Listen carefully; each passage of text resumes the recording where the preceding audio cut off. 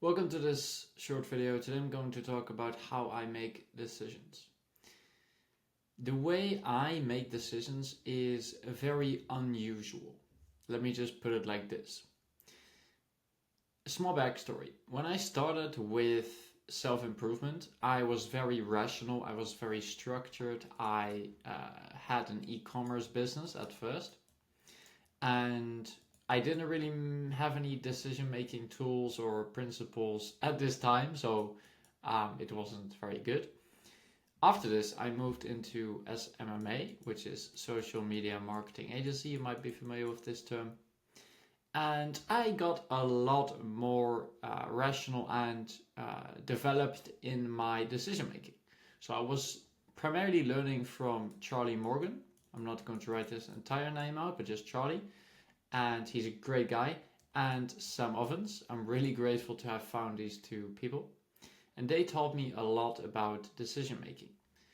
They're very rational as well, very sound, very, you could say like structured as well. They don't make emotional decisions, which is something I'm going to cover in a second. So that's what I learned from them. But the way I make decisions now is very different. And I'm really grateful to have developed kind of a method to make my own decisions. It's not completely mine. I did get it from an esoteric book. By the way, esoteric just means knowledge that is not really widely known or accepted. But it's based on a metaphysical principle. So the way in which I make decisions is by actually becoming aware. That's, to be honest, the simplest way I can put this, and it might surprise you. So I don't really try to focus on the decision itself. I don't make like a list between what is the positive sides and negative sides, and I try and analyze what is on each side. No, I don't do that. What I do is I become aware. And that's not everything, because if you're just aware, then it's like, what are we going to do now? But I become aware, then I make an actual decision with my mind. So I let my mind make a very firm, clear, convicted decision. This is a key point, because if you're like, I'm going to try and fake making a decision just so I can test this, that doesn't work. So if you're like, should I build this company or should I build this company? And then you say, okay, let me build this company, but you're not entirely serious in your decision, then this will not work, what I'm going to show you now. But if you are serious in your decision, so if you are going to, if you have become aware, and then if you have made a firm decision with your mind, like, I'm going to do this and I genuinely mean it. That's the key point. By the way, I see this is stuck close to my head almost the entire time. Hope that wasn't too distracting. So what happens next is, after you made the firm decision with your mind to either choose A or B, to put it simply like this, you have to be very aware. You have to be very attentive. You have to pay attention. And to what, you might ask? That's a good question. You have to pay attention to your gut feeling.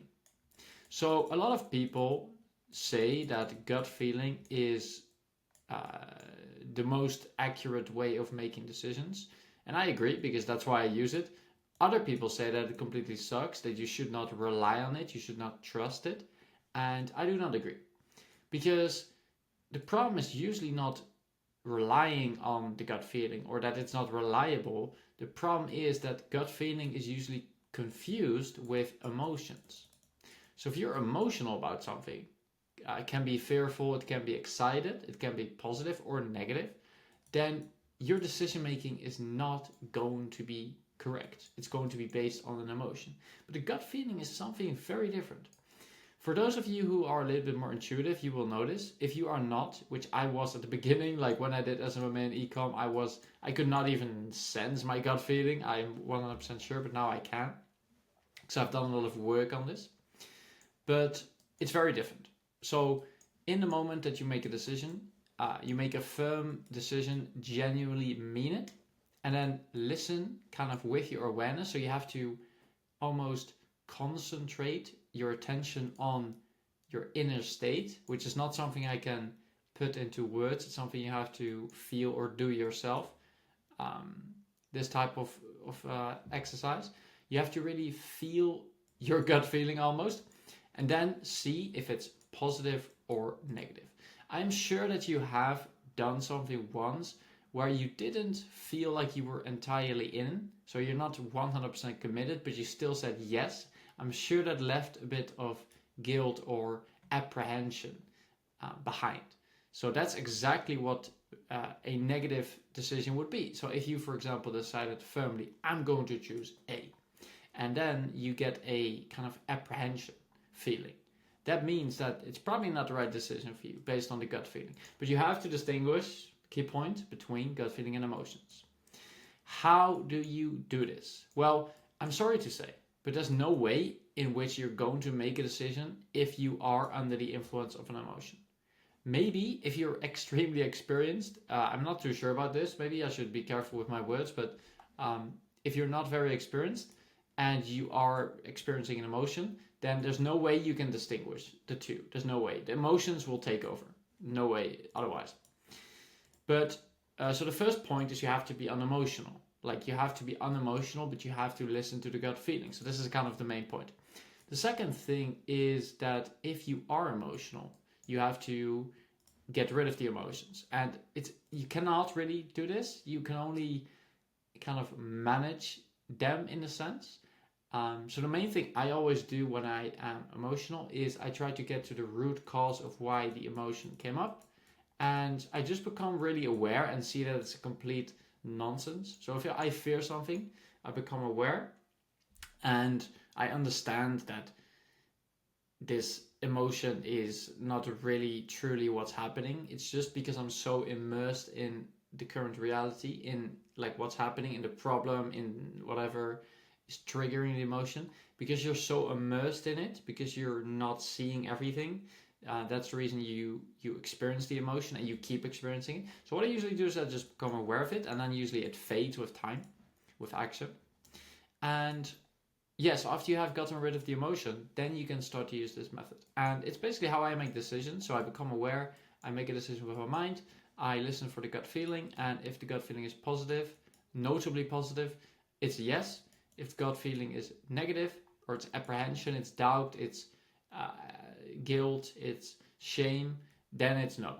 Okay, so very clear, very easy. You have to make sure that it's not an emotion. If it is an emotion, you have to wait before you can actually be aware to make the decision, because otherwise you are guaranteed to make a suboptimal or wrong decision. So really simply, that's how I do it. Hope this helped anyone out. Just wanted to put this into an actual video to make it clearer for myself too. That's the process I use. If you did like this video, you can like the video below. Should be a link to my website as well, where you can sign up for a free course if you're interested. Anyway, that was the video for today. Hope you enjoyed it, and looking forward to see you in the next one.